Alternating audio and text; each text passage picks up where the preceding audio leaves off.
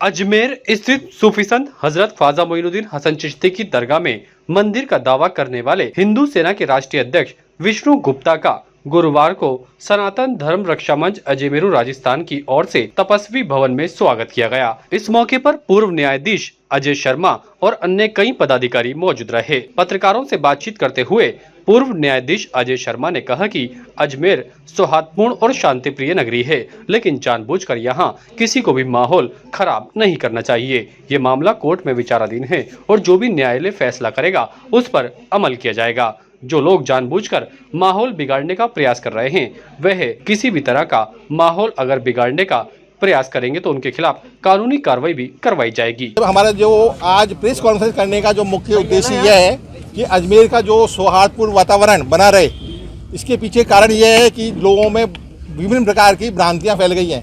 Court में मुकदमा करने का सबको संवैधानिक अधिकार है और इसको किसी से न तो कोर्ट मना करती है, न संविधान मना करता है, न कोई राष्ट्र की कोई नीति और विधि करती है।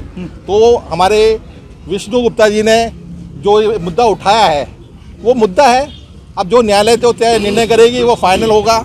आपका किसी का संवैधानिक अधिकार नहीं छीन सकते कि न्यायालय में न जाए और फिर इस प्रकार से किसी को धमकी दें, गलत बोले, अनगल बात करें। और हमारे अजमेर शहर का वातावरण किसी भी दृष्टि से हम बिगड़ने नहीं देंगे।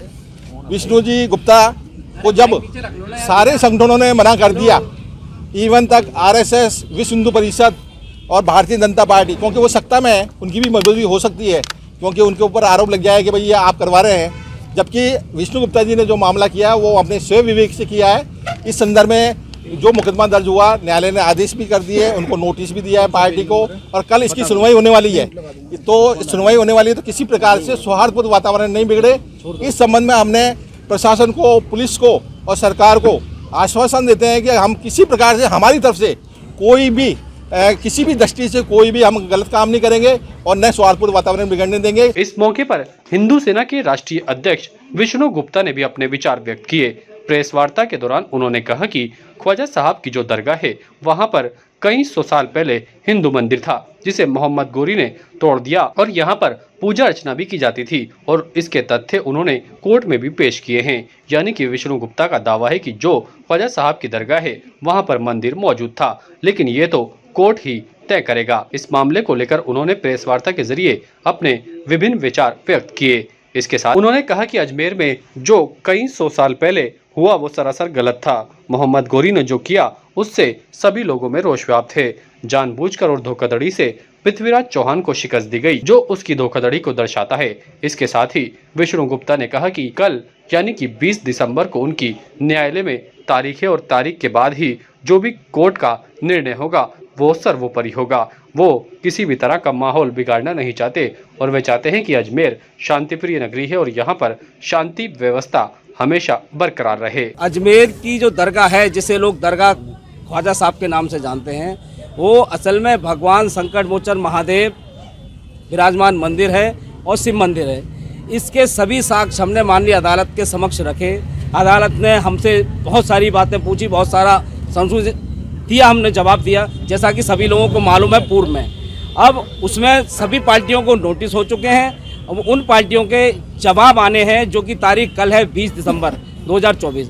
कल सभी पार्टियों के जवाब आएंगे। मैं भी उसी कोर्ट में उसी डेट के सिलसिले में दोबारा मेरा अजमेर आना हुआ है।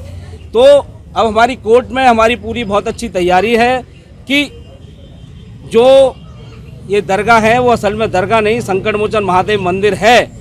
ऐसे साक्ष्य बहुत सारे हमने पेश किए। जैसे आपने सुना होगा, असाउद्दीन ओवैसी जो सांसद है MIM पार्टी का, उसने बोला आमिर खुसरो, वो एक किताब बता रहा है, बता रहा है 1300 ईस्वी किताब। मैं यहाँ एक किताब और आप लोगों के सामने पेश करना चाहता हूँ। इस किताब का नाम है पृथ्वीराज विजय। ये 1250 ईस्वी की किताब है, 1250 ईस्वी की।